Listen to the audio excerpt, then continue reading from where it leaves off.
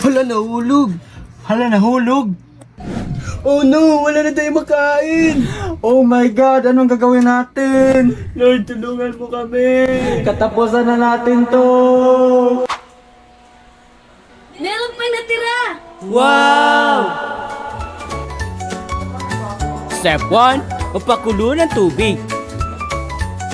Step 2, ilunod at lutuin ang pansit canton. Step 3, ilagay sa plato at i-mix ang mga seasonings. Voila! Meron ka ng pansit canton. Lucky Me Pansit Canton.